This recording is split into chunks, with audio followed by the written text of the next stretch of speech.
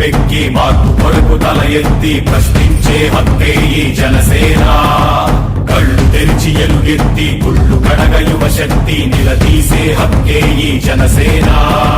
నలుగుతున్న జనఘోషకు సమాధానమేదంటూ రగులుతున్న విలయాలను సమాధి చెయ్యాలంటూ